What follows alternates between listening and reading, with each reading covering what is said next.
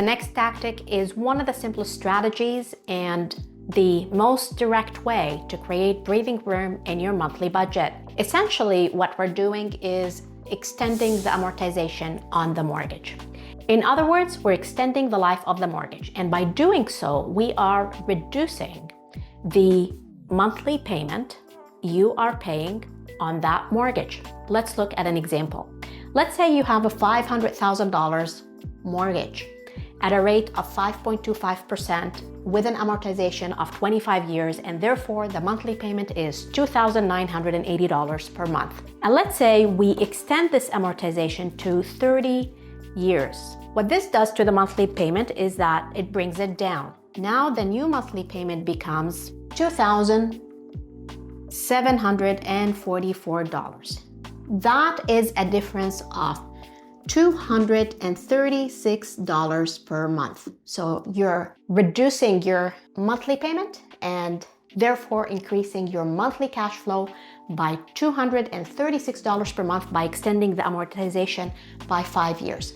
If you have multiple rental properties, this can add up pretty fast and can be significant. But you need to understand the trade-offs of this strategy. Although you're getting that monthly cash flow, by extending the life of the mortgage, you will be paying interest on that mortgage for a longer time period. And therefore, your cost of borrowing when you extend the amortization is actually higher. But here's the Streetwise way to manage that.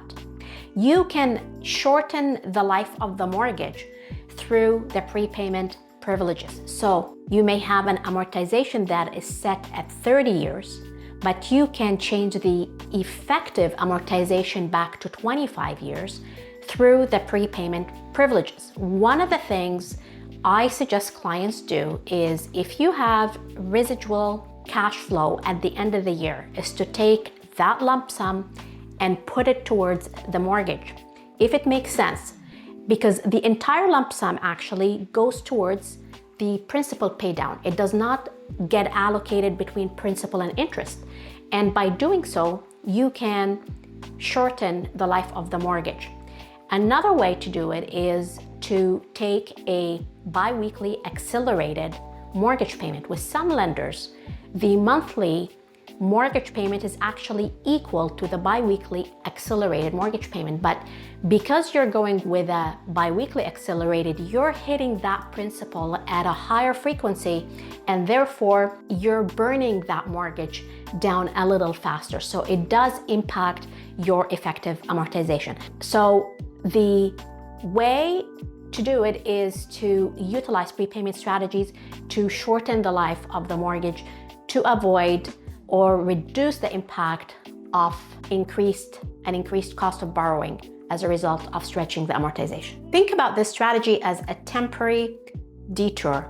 You're not really abandoning your long-term goal of paying down your debt. You're taking a temporary detour right now to deal with what's most important, which is alleviating the pressure of a cash flow crunch to be able to come out on the other side of the storm. And then you can go back to long-term debt pay down strategies when things are a little bit more stable. So what is your first step? Your first step, if you want to implement this strategy, is to call up your lender and to ask them if they would allow you to extend the life of the mortgage at no extra cost. What you want to hear is, yes, we will do it without a refinance. Some lenders will actually let you do it, and some lenders will only do it at the time of renewal, and some lenders will not do it at all and ask you to refinance. But that's your first stop. Call up your lender, look at the remaining amortization on your mortgage through your mortgage statement, and see if you can bring that amortization back to its original life. If the bank insists on a full refinance, that is your signal to get a second opinion from a qualified mortgage advisor, and you can talk to my team at Streetwise Mortgages